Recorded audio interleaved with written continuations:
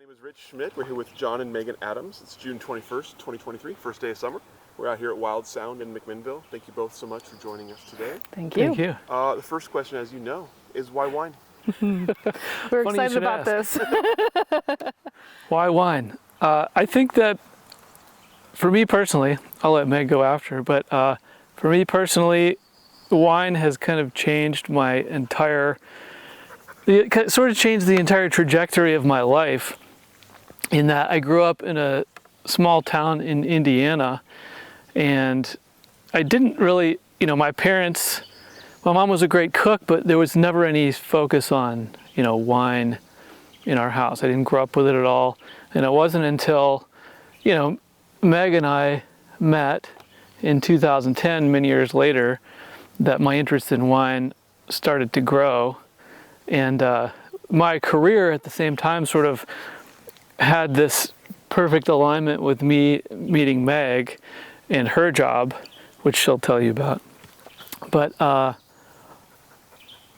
so I went to college for music in Boston, and I studied audio engineering. I went to Berklee School of Music in Boston, and I was a guitar player, and I wanted to be a recording engineer because I loved production, I loved music, and that's what I did. And graduated from college in 2003, and I went to, obviously I was in Boston, and I moved to LA to be a recording engineer, and I started as a unpaid intern at a studio, and I worked my way up to being a staff engineer. In the studio where I worked, we did a lot of, it was a music studio, so it was a classic place that had been there since the 70s. It was called Westlake Audio, and they had recorded all these great records, all the classic Michael Jackson records like Off the Wall, Thriller, a bunch of great stuff through the years had been recorded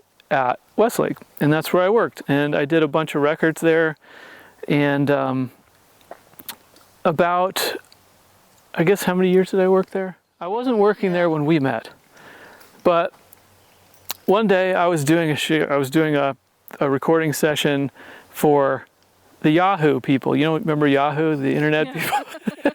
They used to be a lot cooler than they are now. I still use the search engine every now and then, the homepage.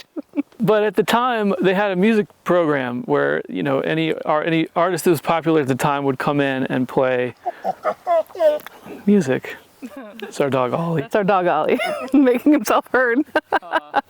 And so I did a shoot for Yahoo, and I ended up going to work for Yahoo, and this would have been probably 2006.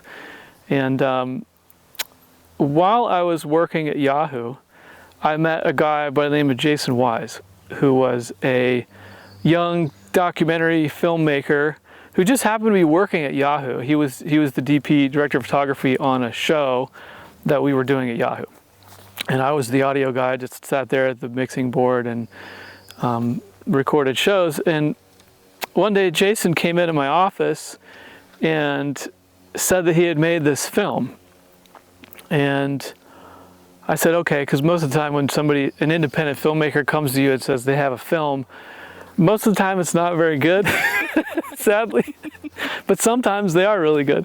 And so this particular film that he was working on turned out to be a movie called Psalm, which I think came out 10 years ago now, Yeah. right? Yeah, 10 years. 10 years ago. So at this moment, everything before that, I really had no interest in wine. And right about this time, 2010, is when Meg and I met. Mm-hmm. And I think I'll pause my story, let you get caught up to So our stories can converge, and then yeah. we combine our stories. Well, so for me, why wine, right, is, as kind of John alluded to, it's the story of us. It really is. So I am from a suburb of Chicago, born and raised. I went to school at Northwestern. I was an opera musical theater major. So music as well in my background. Moved to LA, where I was a project manager for a music catalog company that worked for Berry Gordy. And so I had to work with music catalogs such as Curtis Mayfield, Rick James. One of my jobs was to make sure Rick James in his will wanted to have rolling papers that had his signature phrases in it. I had to make sure that those happened. So it was a very interesting, career path in LA. And then honestly, what happened was that company, the owner passed away and they kind of got absorbed. And so at that time I was looking for my next steps in life. And I always laugh because I would go into, I was like, I could look at, is it retail? Is it project management? Is it operations? And I kind of found myself interviewing all over. And one of those interviews happened to be at Wally's, which, if you don't know Wally's is kind of an LA wine institution. It opened in 1968. And when I interviewed, I remember them going like, so what's your wine knowledge? And I was like, well, I order wine at bars. So of course that gives me great wine knowledge. So I started at Wally's in 2011. So I've been and I'm still with Wally's. And currently, when I started there, I was an executive assistant to the owner. So at that point, I was kind of thrown into wine right away because I had people calling me for orders on wine. I had to take his orders. I had to understand the process. I had to know what was going on. And in doing that, I was doing that for about 6 months, and I sat him down one day and I was like, I really like this world of wine. I don't really like being your assistant, but I want to stay here and I want to work with you. And he understood and actually allowed me in that time. And in the time I've been there, I've almost worked every role at Wally's. In doing that, it really opened my eyes to what I loved about wine. And for me, it was interesting because I never was the role of the somm, or I was never the buyer. I was a GM, I was an AGM, I was basically operations. My current title, I'm VP of Corporate Services. I basically run our global systems. I make sure I'm the project manager of Wally's. I make sure our total company systems work with what we're doing. I work closely with operations. I work closely with accounting. But what that meant is I was never like the insider with wine. I was never the cool kid. I was the one that's like, oh, she says I can't pour my wine here at this table because we have to sit people here. I was that person. So I always felt like I was a little bit on that outside, but it kind of really gave me this great inside to the wine because I learned the things that I loved about it was the stories being told. If someone came in as a big conglomerate and was like, I can pour you, 5 glasses of this, and I'm like, that's great. What's your story? And that is what started to really draw me into wine. That is what sold a bottle, right? That is what I watched it time and time again. Our sales team, our somms, were selling bottles where they had this connection, where they knew what was coming out of that bottle. I mean, we have 16,000 SKUs at Wally's. So it's not a small collection. It's a lot to learn. So in that, it kind of helped to hone what was important to me about wine while learning kind of every other aspect other than that. And I was poured things that I had no business drinking in my 20s. No business drinking, so I was very spoiled. I got to do some amazing, dinners. There was a gentleman by the name of Bipin Desai who used to do huge wine dinners all over the world, and I remember I had to help out with one, and it was vintages ending in one.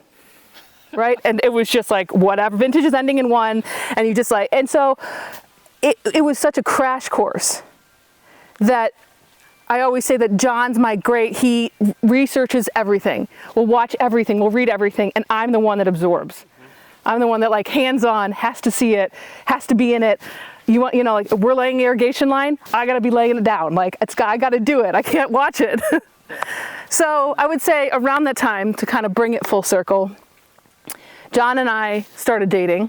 Yep. And we lucked out because we had a group of friends that were interested in exploring the world of wine, but not in a snobby way. So we would go to Paso Robles, we would go to Santa Barbara and do wine tastings, but we weren't that group that would like sit there and, it's like, oh, this smells of, we were the group that just were there to have fun. And part of having fun. We're just kids, really. Yeah. I mean, we're probably, 21, 22? no, 24. Really? Okay. Yeah, John, we were like 28 at that point.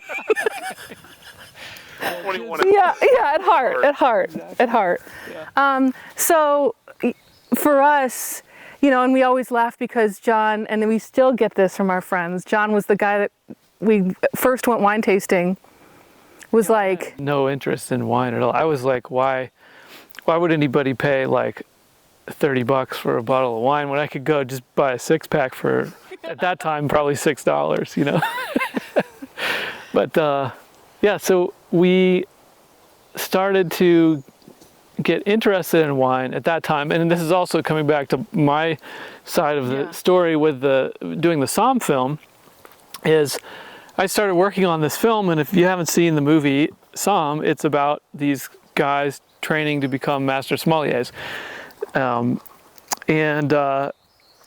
So I still didn't really care too much about wine, and Meg was working at Wally's. But I would start to bring home bottles. She'd bring home bottles.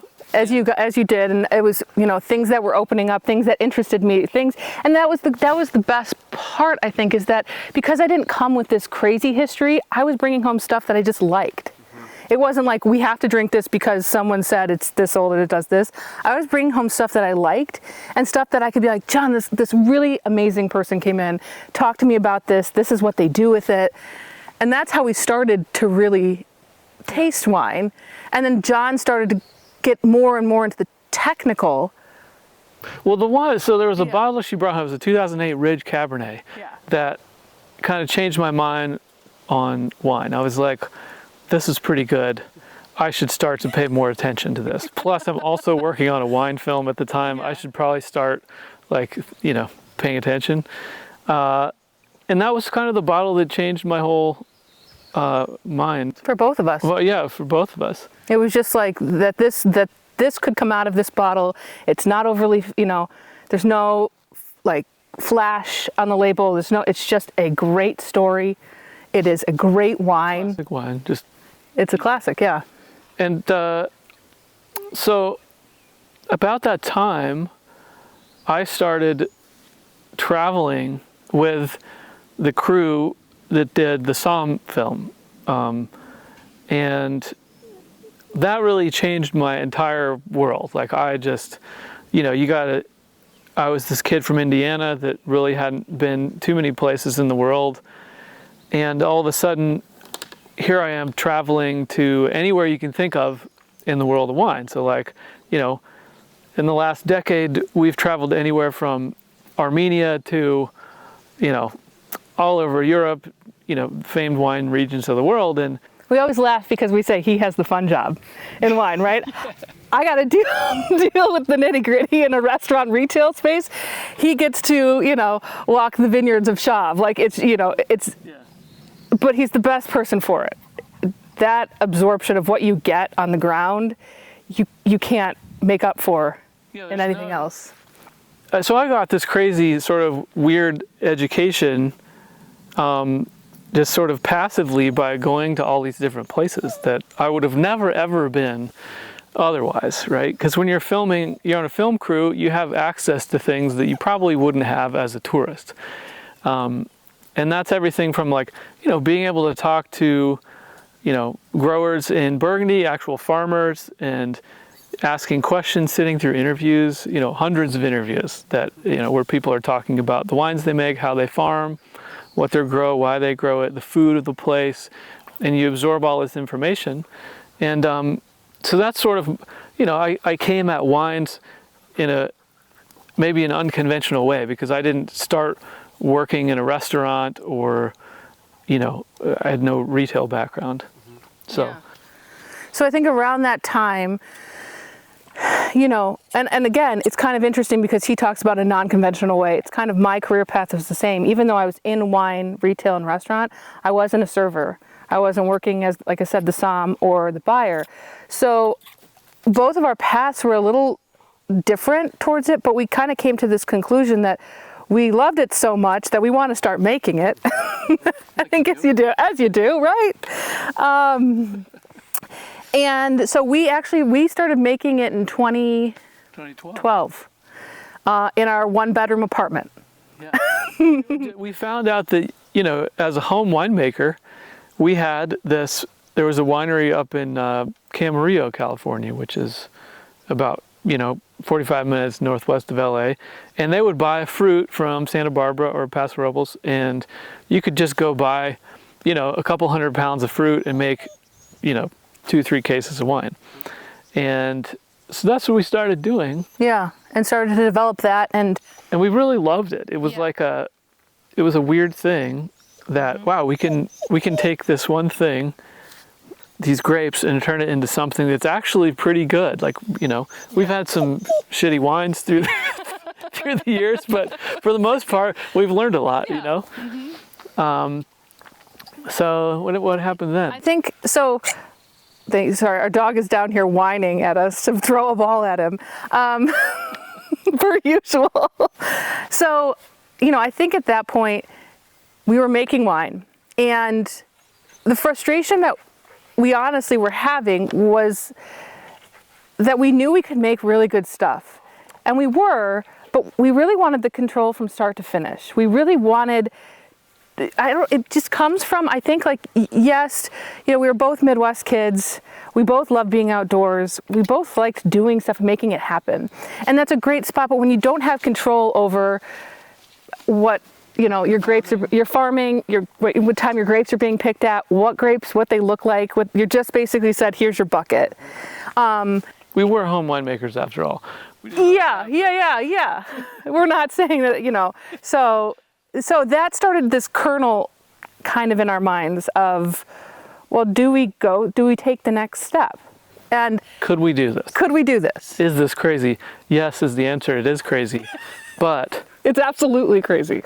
It's crazy. Could we do it? Because at the time, like, as our interest in wine grew, obviously, we had been dating longer and longer, and we're getting more serious.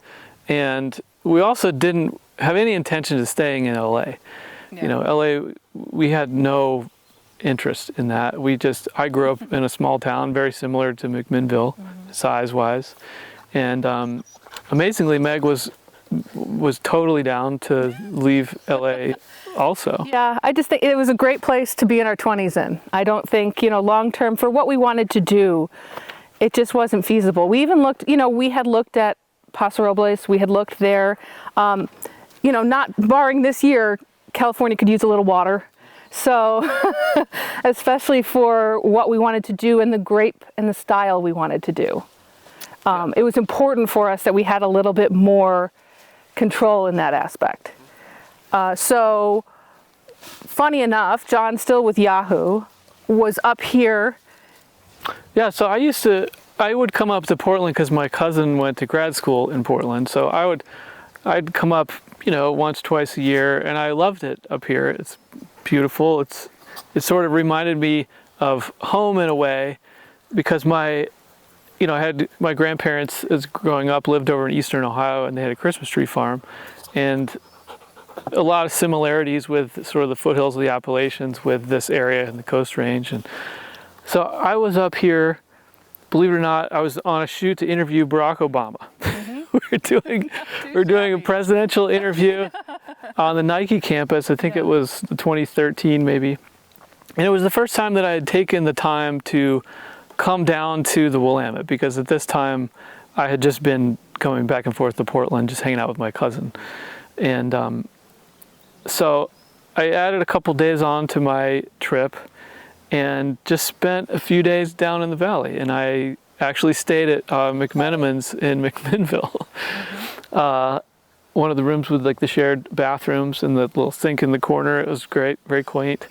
Got to know people. Yeah, and I sort of, like, immediately fell in love with this whole area. I was like, this is pretty dangerous, because I was like, this is it. Like, I need to live here. Yeah, he called me. How can I convince my... He called me and was like, Meg, I think I found our spot. And I'm like, okay, hold your horses. Yeah. Like, our family is all in the Midwest. We already are crazy because we moved to the West Coast, California. Okay, now Oregon, I mean, I'm in, I love you. But, okay, like, I'm up for the adventure. Let's try it. And to be honest, it was the best thing we've ever done, hands down. It was just, I came here, I really got to explore McMinnville and knew this was our home. This was our town. Yeah. It was pretty great. Yeah. And so, Now it was finding the spot. well, we spent a couple years just coming up here, sort of just toying with the idea of like, okay, can we do this? Do we want to do this? And the wines made here were what style we wanted. It was what we wanted to make, right? Like delicious, food-friendly, lower alcohol, higher acid, great wines. And this was the place to do that. And so we sort of decided collectively, okay, I think we can maybe do this, and we started looking for a house. And at the time we really had no idea what we would be able to find or what we'd be able to afford. And so we spent 2.5 years looking for a place. Because we weren't willing either to compromise. We knew, some people look for places and they know they're going to be out in a few years. We looked for a place that we knew would be our forever. And that meant for us, a vineyard that meant making wine. Yeah. That we were going to have to plant because we couldn't afford to just walk in and buy a vineyard. Yeah. So we had to do this from the ground up. And, we thought for a while we'd never find a place. And then 4th of July weekend, we were here and we just happened to come see a couple houses, and this was one of them. And it was always before, it was either we'd find a really great house with no land or a really great piece of land with no house. Yeah. And we couldn't do either of those. We needed something to work with. So we found this place in the Coast Range west of McMinnville, 40 acres. Most of it's wooded. Our vineyard's pretty small by vineyard standards. Enough for us. 5 acres planted. Enough for us. Yeah. So we drove up 4th of July weekend. We drove up that driveway, and both he and I were like, "This is it. This is it." Like, okay. it We has can do this. the location we want, right? So that was decided on. Now the crazy thing is we are surrounded by forests, but across the way over here you have Trisadum, their Coast Range vineyard. So we're like, it can be done out here. And part of what we even discussed was with climate change, things are changing. And vineyards this high up are not really this high up anymore. So our next steps were, okay, we're crazy. We have a spot. Planting a vineyard at 800 feet 30 years ago was probably, most people wouldn't do that, Yeah. But we got lucky with this place because it just happened to have, we have these beautiful volcanic clays. We have a southeast facing slope. Yeah. Vineyard tops out about 800 feet. And we were like, this is a perfect situation. So that's what we did. We have a nice spot down there. It is cleared about a total of 6 acres, but we have a little under 5 planted. Yeah. And we do vast majority ourselves, while still holding full-time jobs. We always hope we're like the time capsule. We'll look back at this interview and be like, oh, those young pups, little did they know at the time. But we planted in 2019, which is great. Everyone is always excited when we say we planted that year. It was a good year. We had lots of water. So it was a good time to plant. So we put in a little under 5 acres, Chardonnay, Pinot Noir, Gamay, and a handful of Trousseau, as we say, but it's still a couple rows. More of an experiment. Yeah. But I think that, so with all of my travels throughout the wine world, we sort of took maybe, not necessarily an unconventional approach to planting the vineyard, but we made it a point to plant a lot of different diversity within the vineyard. So, for example, we have just over an acre of Chardonnay, which is very small, but in that 1 acre of Chardonnay, we have, I think, 12 or 14 different clones of Chardonnay, which some people probably would say that's crazy, but ultimately it all comes out in the wash. And we, having two small vintages under our belt now, the vineyard's going into its 5th leaf this year. Everything's going to work out fine. You have some stuff that's a little underripe with acid, and you have some stuff that gets a little riper. It makes a more dynamic wine. Yeah, for sure. Right? We think it really, by doing that, because we talk about like Pinot has 16 different clones, we think, 16, 18. So but it makes a really interesting wine. It's just put as much down there as possible, because I think, diversity makes stuff taste better, when you combine a bunch of, a lot of people will just plant like, oh, I'm going to plant 15 acres of Pinot Noir and I'm going to put 3 clones in, and we sort of said like, why don't we have these little micro blocks and we'll have maybe a more interesting wine someday. Yeah. But I would say still at least 4 times a year we talk about mowing down the vineyard. So let's just be real. It is not all sunshine. It's very hard. We knew going in it, yes, it was going to be very difficult. We knew, but reality can also be sometimes. Did we know? Did we know? Reality is sometimes, in your face a little bit more. You're never clean. You're always dirty. Rain does not mean stop. Yeah. Snow does not mean stop. Mud does not mean stop. The first 2 years were, I would say, an eye-opening experience. Yeah, to say the least. It's not that we didn't know exactly or that we weren't prepared to take it on. It was that until you're there, it's reality, covered in mud, freezing, and then it starts pouring rain again, and you're like, oh, why did we do this? That being said, we're in a very happy spot with the vineyard. I would say the fruit produced last year is our first commercial vintage, going to be released at the end of this year. And what came out of there really shined, which was exciting.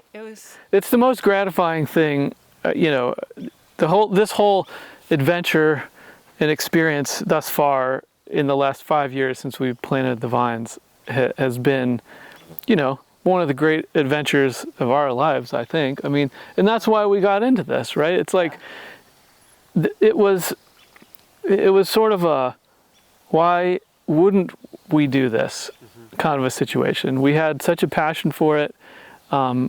It was just like, we had to do this no matter how hard it was. And it's been very hard, but it's also been super gratifying. And I imagine it will only get harder and more gratifying. We have to sell the stuff as we go. That came out of there. Yes. But, kind of bringing it back to like it being the story of us, it really is. Like, wine developed as our relationship developed. We've been together going on 14 years, married for the past 3, and like that's when we established here, and that's when our vineyard established. So it really is about us. It's been our story so far. So we'll see where it takes us next sometimes. Pretty good answer to why wine. Thanks. Yeah, that was a solid, what do we do, 30 minutes on that? Enough for question number two. And cut. So I want to back up a little bit and talk about kind of pre-Oregon for both of you. Megan, let's start with you. You mentioned kind of getting into wine, but in a very kind of a strange way, being in retail, but not sort of customer-facing retail. So tell me about your own kind of personal wine education. You mentioned kind of coming around to the style of wines that are being made here. Tell me about learning wine, and also about like learning the story of wine. What stories were the ones that you found pulled you in and pulled in buyers? Yeah, absolutely. So, as I kind of talked about, I never went into wine going like, oh, I'm going to come and be a server and make great tips, right? I kind of took the back route, which no one does because you don't make nearly the money you do on the front end. You don't get any of the perks. So for me, the reason I did that though is I came from this project management background. I really like operations. I like how things work. I like figuring it out, and it translates over to wine because it meant that when we got stuff in, I was asking questions that the normal somm wasn't asking. I was asking like, you know, well, how do you sell this? What did this start? Where did you go? You know, how did this whole idea start for you versus how does this come off on the palate? How does this drink? So I was more interested in what they were bringing to the table themselves. And as the rep, all the reps you met, it was, do you actually know wine, or do you just know what someone's told you on a fact sheet? And it's real easy to find that out when you're kind of come from that background, right? So for me, it started to become when you have that many SKUs that you're looking at daily, and it still is a little bit. I look at SKUs consistently across the board, and some are just SKUs. But what's that one that makes you hang up and look into it? I think it's talking. It's usually when they came in and talked. And I remember there were some guys that worked at Wally's, and they have a winery now. It's called Dragonette in Santa Barbara, and those were Wally's guys, and they started that. And the story was they used to store manage Wally's when it was over in Westwood, a small little wine shop, and they would drive to Santa Barbara on the weekends, the long drive, and they'd do all the stuff they need to do and drive back. So there was always that, like, they can do it. They did it, and they store managed a little wine shop at the time. Around 2014, Wally's closed up its Westwood location in order to open this new concept of a restaurant retail. And it was always what I loved about wine, right? Wine was not this stuffy thing. Wine was about enjoying it with friends, eating it with food, drinking it with food. So we had this concept now that like really worked with my brain, because a person can come in, grab a glass of wine, walk around, eat dinner, have a cheese board, have it paired with you can do Oregon Chardonnay, or you can do Sauternes from France. You have this crazy thing going on that you're not limited to one thing. And when you have that selection, sometimes it's overwhelming, because what do you focus your knowledge on? I can't tell you the inner workings of certain things just because it's so vast. But what I can tell you is that you don't get pigeonholed into one thing with wine. You don't go, I can only have this with an Oregon Chardonnay. Yeah, could an Oregon Chardonnay be my first choice of something? Absolutely. But I also know that there's another option made possibly somewhere else that's a little bit more obscure. John recently went to Armenia, and bringing back some grapes that wines and grapes that you just don't hear every day, but you taste and you're like, wow, this would be great with this. This would be amazing with this, and it doesn't have to be held on to. And so it was a very interesting and eye-opening. And so I always found those that treated me the best made the best wine. Right? I was the lowest on the totem pole at times. And those that didn't treat me well, honestly, their wines weren't as good. And so I just have this philosophy of that and that's kind of leads to what I love about Oregon. We have yet, I think, to run into someone that's like, I'm not telling you any of my secrets. We have only been into people who've been like, do you want to come over for dinner? I'll grill. We'll talk about how you do this in the vineyard, or we'll talk about why I did this. It's a great community, for sure. And that's what wine is about. That's what makes good wine. Good people make good wine.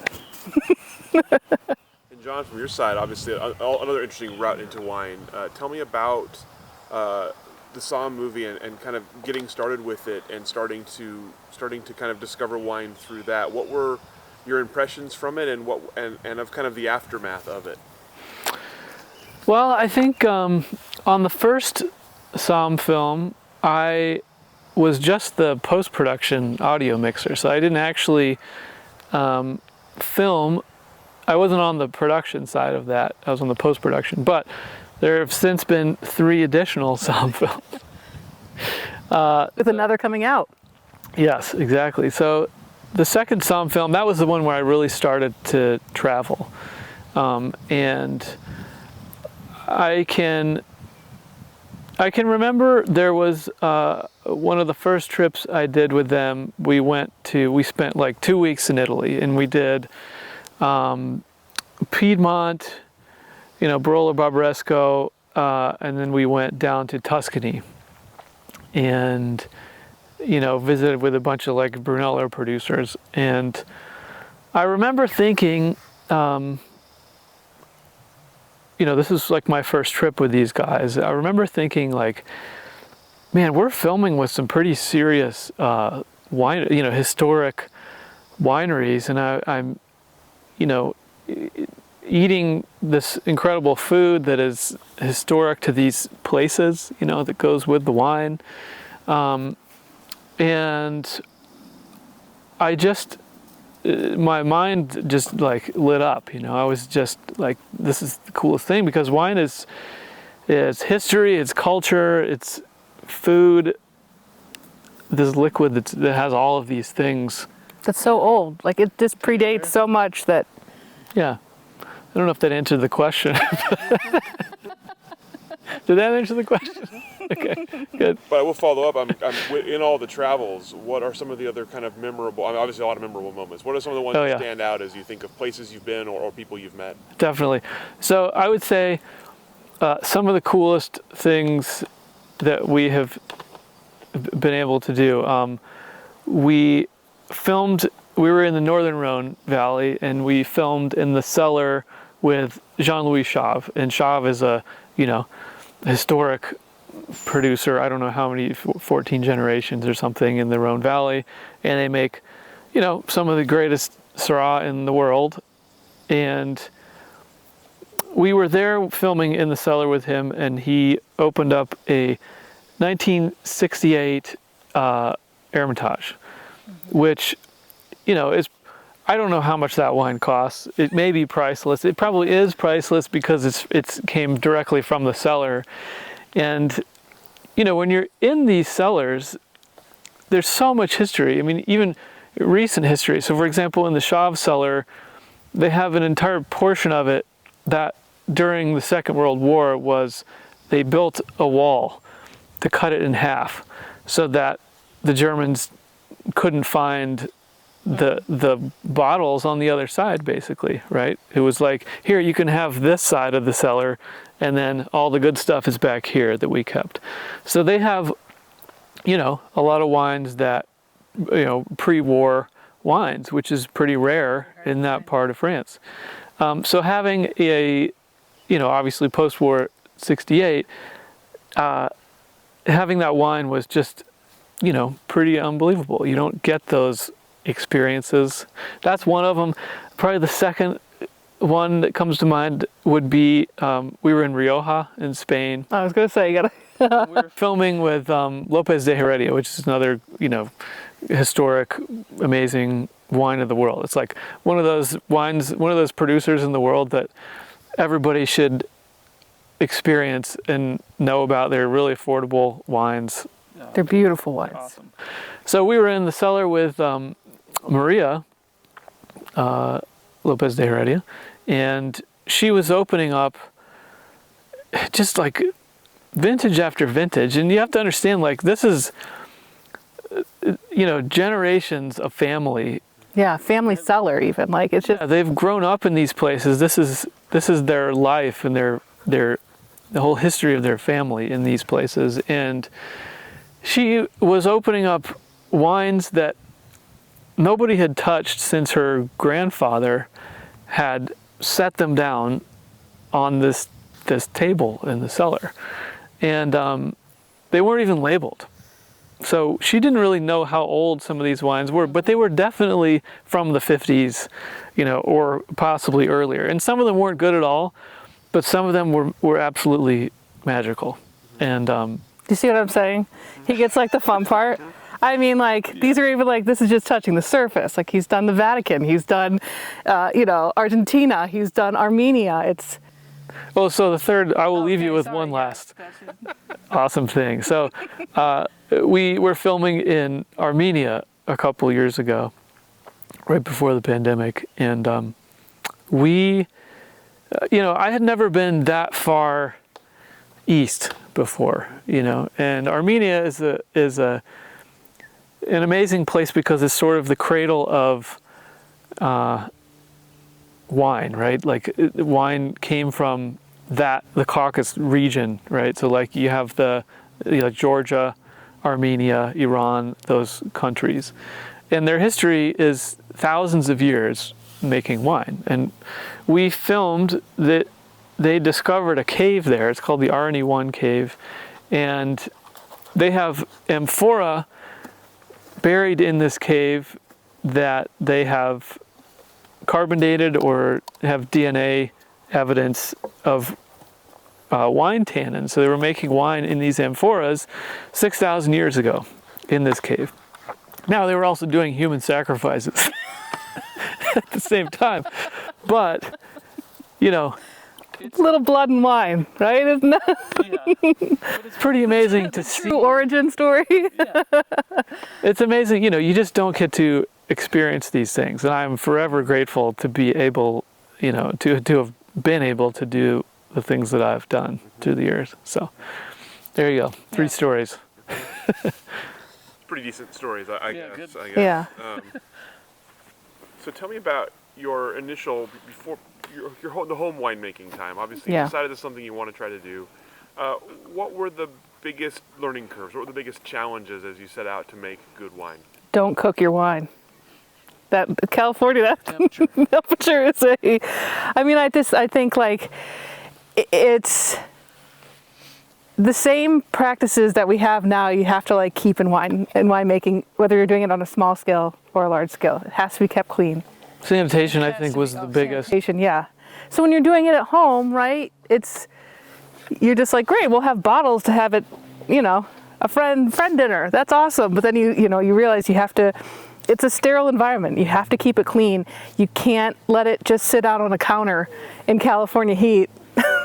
At the time when we started making wine at home, I didn't have air conditioning. Yeah, that was a big... in my little one bedroom. It was very interesting to taste wines of different cooked levels at some points. Yeah. And that was to say, you know, I think you go through all the learning curve of everything. You want to make great wine. Everyone wants to start off making great wine. And you don't. You just don't. You have to fail to learn. Oh no, now you've thrown the ball. He'll be back a few times. Ollie, our lovely little vineyard dog. I think the things, some of the biggest things we learned with home winemaking early on were definitely temperature, sanitation, you know, just learning the things like, you know, malolactic fermentation. At that time, you know, we were inoculating all the fermentations. We didn't, you know, we're sort of scared to do any native ferments, you know, which now looking back on that, it seems kind of crazy. But, you know, when you're first starting out, you know, you're sort of doing things by the book. And then once you know the rules, I think then you can sort of break the rules to some extent once you have more experience. And I think that a little bit with my career that helped us was knowing that not everyone's going to like your wine, and that's okay, right? That is what... Just try not to make it suck. Yeah, just try not to make it suck, exactly. But that is what I truly love about the human palate, is no one's palate is the same. So if anything that has taught me is that when people come to me and they're like, oh, I only want to drink what you want to drink. You decide what we're going to have. I'm always like, it's okay. Pick whatever bottle you want, because what I like, you might not like anyways, because your palate's totally different. It doesn't mean it's unrefined. Or like not, you know, you're not drinking wine how you should drink wine. You're drinking wine how you drink wine, how your taste buds taste wine, how your taste buds have wine interact with food. So this whole concept of like, this is good wine, well, it's good wine to who, you know? And you're just hoping to make wine that appeals to more palates than less palates. Baseline though, you gotta make it. Oh, absolutely. Absolutely. We're not trying to make vinegar at this time.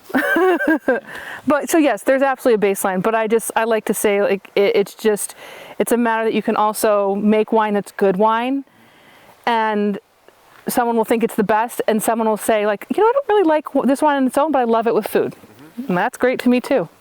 So, yeah, so home winemaking, I think, taught us the ins and outs. We didn't go into, putting our grapes in and going, okay, here we hope, the first time. We definitely went through our trial and error time.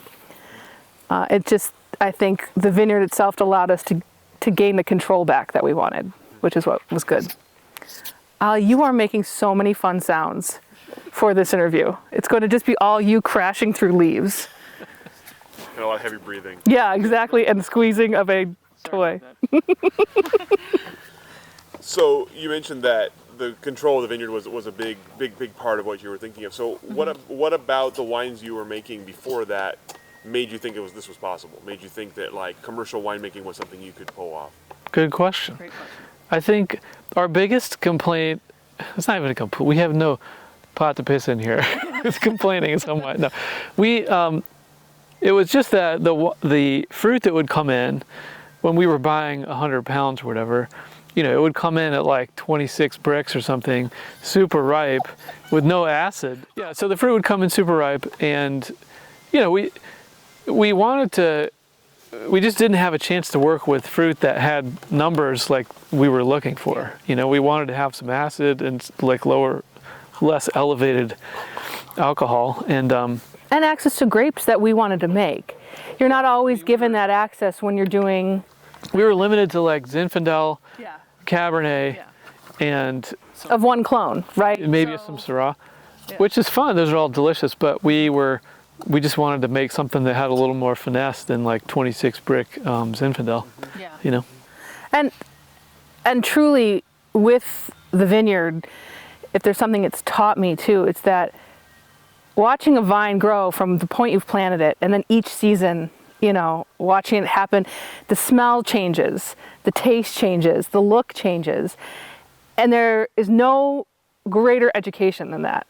Especially, there's no greater thing to understand going into your glass than that too, because, it's like right now we're in flowering and that it smells bright and sweet, and it's such a great spring smell to me, spring, early summer smell, and you don't get that when you're just buying grapes. I feel like anybody who makes wine should have to grow grapes for at least one season. Just to see, and it's funny because when we started this whole thing, we didn't really realize that, most people who make wine don't also farm. There's a large disconnect there a lot of times, and it was important for us to understand the whole process. At least it was for me. I'm sure. Yeah, like it's how our brains work. That's why John and I work out well together, because we're just not the type that we're okay just knowing the last piece of the process. We want to know the whole process, and we want to know how to do it well and to enjoy it and not enjoy it at times. But it's just a really important, as John said, I think that time in the vineyard, farming it, knowing when's it most painful, when when you have to move that irrigation line for the third time because you only have it every 4 rows, and you've just had a really long day and it's raining, you have that to look back on, and it's a little blood, sweat, and tears, in it. But then you just start to see these grapes develop. Like, there's just nothing like it. There's really nothing. It's so corny, I feel like to say, but there's nothing like it to be like, it's growing, it's happening. It's and greater education than farming a piece of fruit that then you turn into wine. Yeah. So. But it's not for the faint of heart. No. At all. Well, with that said, tell me about installing the vineyard and about the decision for size and layout and all the different clones you went with. What was the process like of selecting and of actually installing? So we a lot of research, I will say. Years of research. But we decided on the size that we sort of thought that we could manage between the two of us, because like as we said earlier, we do almost all the farming, and it's very difficult to do when we both have full-time jobs. So it's like 2 full-time jobs, but we decided we were really excited about Chardonnay and Gamay in particular. I think Pinot sort of goes without saying. Yeah, not to knock Pinot, because it's a beautiful grape, and it's a beautiful co-ferment with Gamay too. So that's a fun thing. But so we knew we wanted it to be in there, but we also knew we wanted to explore a little bit beyond that. Hence, we throw in some Trousseau Noir in there at the end. We thought at some point we might plant Poussard and do a little Jura blend, but we're good. We're good at this point. But I think it was, at the time, it was a lot of research. It's funny, we talk about like in looking at vineyards and how they were planting. John Thomas, he was one of the vineyards we looked at, that Size, how could he manage it? What was he managing? So he was one of those. Show, as you know, and makes delicious, great wines for many years. And Wally's was actually was the first to sell him in Southern California, because our buyer at the time, Gary, became friends with him. And he went to IPNC and he had a Thomas wine and was like, this is magical. So, I mean, like, it's just this small world of that. But to get back to your question, why we did. So, we looked at a lot of different rootstock combinations. Yeah. And I think the reason why, like, we went for the clonal diversity that we went for is that was sort of our take on like selection massal in France, where like you'll take vines that are successful and propagate those and replant those, and over the course of time you have a lot of diversity built into a vineyard, right? So short of doing that, we will we'll take a bunch of different clonal material, and that's a mix of like heritage California stuff that probably got a bad rap in the 70s and 80s when they were planting like Wente Chardonnay in California or in Oregon, and it wasn't getting ripe. So then you went the opposite direction in the 90s and everybody planted Dijon stuff. So we have like a healthy variety of sort of heritage clones, for lack of a better term, and Dijon stuff as well, on a variety of rootstocks. Most of it's like pretty common in the valley. It's all like Riparia rupestris cross, so it's like 10114, 3309. Nothing crazy there. But the cool thing about our site is we have these volcanic clay soils, which are really important to us because they hold on to water. Retain a ton of water, which is great. In the summertime, and we wanted to have a site that we didn't want to irrigate, right? We sort of felt that like irrigation was, in a lot of places it's totally necessary, but here, at least so far, not yet. Depending on the soil you have, right? Yeah. But if you have a lot of clay content, you can usually get away with it. And so that's what we did. We watered the vines for the first 2 years, and most of them survived. Pulled it out, and they do just fine. Yeah. So yeah, and I think that it was a whole process. When we say we did this from start, the very scratch, I mean, we really we put up the deer fence ourselves. Yeah. Oh, we pounded an end post. Don't even remind me. I will never do deer fence. I will only do deer fence for myself if ever needed. We capitulated and gave in on the line posts because the sheer number of them would have taken us. We did drag them all out there, though. I will say we dragged every single line post out there. But, we were on the ground. We had a group of friends come in March of 2019 and help us finish planting and on their butts. We should say we did have Jessica Cortell's team help us with the planting. She was a lifesaver. Shout out to Jessica. Yeah, because Vizterra. I mean, augering, unless you've done it, don't want to do it. Augering holes. Those guys were incredible and helped us really get that done. So they helped. We were out there with them planting, and then had a group of friends in planting, and it's just that experience of understanding. You're kind of like putting in the ground. It's, anytime you plant, garden, anything, you put it in the ground, you're like, all right, grow. But this one, you're like, okay, please grow for years. It's a real expensive garden. Yeah. So, it's a very peaceful spot.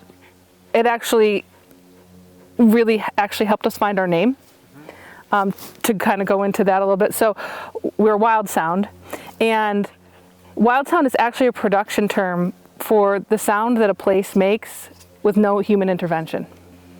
It's the natural sound. So it's the natural sound of a place. It's the breeze in the trees. It's the dog rustling in his ball. It is, the birds chirping. It's the change of the season in the air. That is Wildsound. And so when we were coming up with names, this is one of the hardest things. Like if you plant a vineyard and you're making wine, like your name is near and dear. It was very hard. And so we came up with so many things. And I think, we just sit there and you listen, you're like, it has to be all of this. And so for us, that was all of this. Yeah. So you mentioned that your first wine is getting closer to release. So tell me about the process of making commercial wine for the first time. Decisions going into sort of style and how long and release and all of that, and sort of what you're thinking about it for future releases. Yeah. So this year, or I guess 2022. We made the executive decision to do a co-ferment of Gamay and Pinot Noir. So it's sort of like a passe sous grand situation. And stuff of what we could get out of the vineyard and not over maxing the vineyard either. It was really a yield decision because we didn't have enough fruit in year 4 to really have single variety wines. But it was a good decision because the wine turned out really great. We decided to we did a fair bit of whole cluster. We foot tread the tank. Yeah, I almost got stuck in the tank foot treading, so that's always fun. It's a nice mix of whole. You learn techniques to get out real quick. Yeah. But we were pretty easy with it, pretty gentle. We just foot tread the tank. I should say we make our wine over at Maisara. That family is incredible. They're the most pay-it-forward people in the valley that you will meet.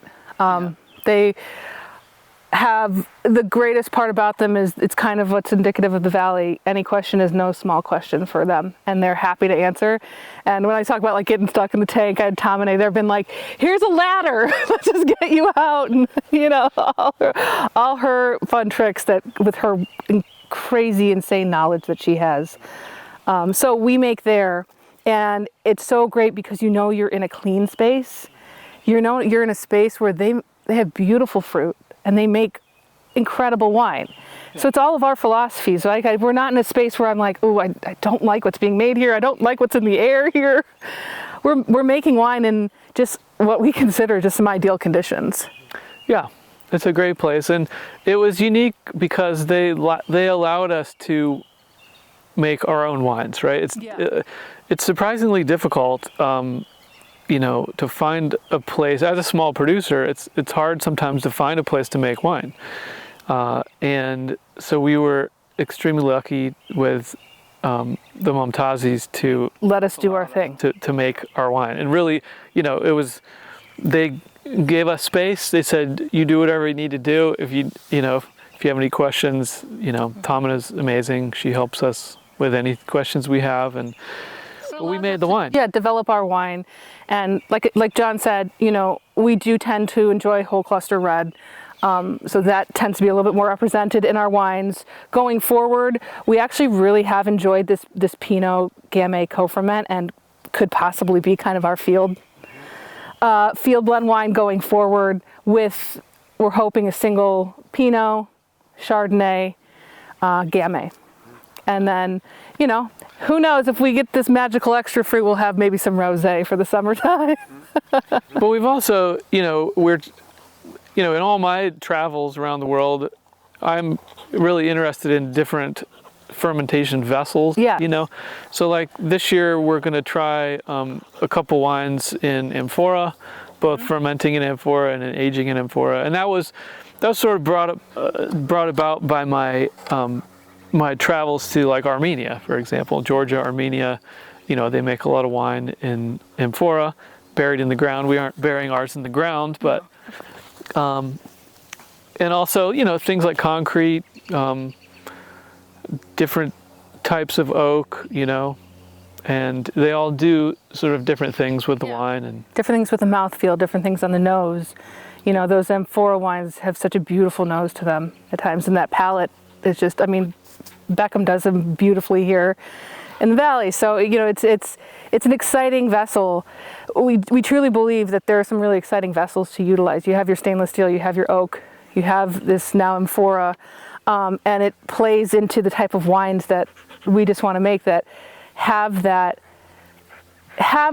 food-friendly, acid-forward, but have that great palate, that great nose. You're not plugging your nose to drink it, to enjoy it with your food. We hope.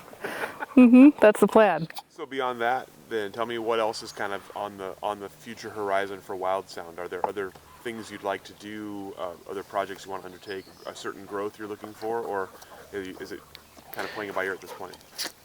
I mean, I think that at this point, we're just trying to get the entire vineyard online. Yeah. You know, because when you start, I think, you know, from the beginning, it's been important for us to develop this vineyard as our own, sort of like estate wine. And, you know, I think we'll be able to, our vineyard will probably max out at, you know, 500, 600 cases a year on average. So at some point, we'll have to start probably buying fruit. But kind of also when we talk about, we're like, you know, the babies of the wine world, not like one of our most exciting projects ahead is getting to share it, right? I want to have people over and be like, try it. Yeah. Got some good food. You got a good bottle of wine. You know, people in this valley have been so kind, and everywhere you go, you know, you deal with winemakers that, here you go, here's a bottle, like open mind, let's just drink it. And we want to be able to do that. We want to be able to share our wine. So I think as John said, our biggest project going forward is really bringing this now to fruition. Like, we've gotten to the point of, we have a vineyard, it's online, it's producing fruit. Thank goodness. Now let's get it to its full potential and see where that goes. You know, I think between the two of us, farming a little under 5 acres is the max we can do. Should we want to expand later on, it would require, you know, it would require help, to be in all honesty. It would require help. Could we expand? Yes, but is that in the cards that we need at this point? Also requires cash flow. Yes. So, you know, those two things are so at this point, with a little under 5 acres farming and making wine, we're going to have enough stuff to get out there into the world and share. And the projects ahead of expansion or bringing in fruit, or, you know, so many people in this valley make beautiful fruit. Sharing fruit is never out of the question, and it's all exciting possibilities, which is part of the naivete, I will say, we have probably. It's nothing but sunshine. There's nothing but sunshine, no. Yeah, this interview will be a nice time capsule to look back on in 10 years. I feel like not even 10 years. I feel like get me in like a month. We're doing sprays and still, I mean, get me yesterday when we were doing wires and tucking shoots in, and I'm like, this row could go. This whole row, I wouldn't miss it. We wouldn't miss it. This row can go. I mean, there are clones down there that we always love the gamma. It goes straight. We have some of those mixed Dijon clones that just go whoosh. Yeah. So when you're trying to tuck those in, no, you just are like, oops, that ripped out. How did that happen? Hopefully it'll be fine. You talked about your kind of initial impressions of Oregon and of the industry here. Tell me about sort of changes, growth you've seen in the Oregon wine industry up to now, and sort of what the industry looks like to you right now in 2023. I think it's exciting. It scares a lot of people because it's growing. And growing is a good thing and a bad thing, always. But I think it's a really good thing for Oregon producers of any size. I think I'm not scared of... The rising tide lifts all the boats. Yes, the rising tide lifts all the boats. Exactly. I'm not scared of the huge conglomerates because we're not a 100-acre vineyard. We're never going to be. That's not this property. So it's not who I'm competing with, and on that level, I'm never going to have 1,000 cases of just rosé. So I think there's enough room for all of us, and it's kind of understanding that it can be scary because it can seem like the valley is just being bought out, but there's just a genuine vibe here, and farmers here, and vineyard people, and people still coming in, that it brings the right crowd in to buy our wine, but also allows us still to be, regular people. Yeah. And I think like, I am excited about the potential for varieties other than Pinot Noir. Yeah. I think like Oregon Chardonnay has a ton of potential that is unrealized. I think the climate here is so perfect for Gamay. I wish more people grew Gamay because it's a delicious wine. It's, I think it's probably like the price point of Gamay is what holds growers back from planting it, is that, you just don't get as much for a ton of, Gamay as you do for a ton of Pinot, which is sad because I think from a climate standpoint, it's maybe a better grape. I don't know. I think also we went through the phase, our parents' phase was the white Zinfandel, right? And we went through the phase of Beaujolais Nouveau. And I'm not knocking Beaujolais Nouveau, but there were some pretty bad ones made out there that kind of wrecked the Gamay grape in general for a while, that no one was planting it because it was considered this grape that was a gimmick and not a smart. But when done right, like La Pierre Morgan makes. Beaujolais is like one of the great wines of the world, and it's magical. It's great. So, yeah, as John said, I think it's also the excitement of what everyone brings, right? Farmers, if it's all one thought, one ideology, you make real boring stuff. We're excited for what's happening in the valley at least, but we're a little tucked away up here on our, we're the hermits on the hill of Oregon. What does come next for Oregon wine? Where is the industry headed? I think, at least from, watching it, at least on the retail world side, I think that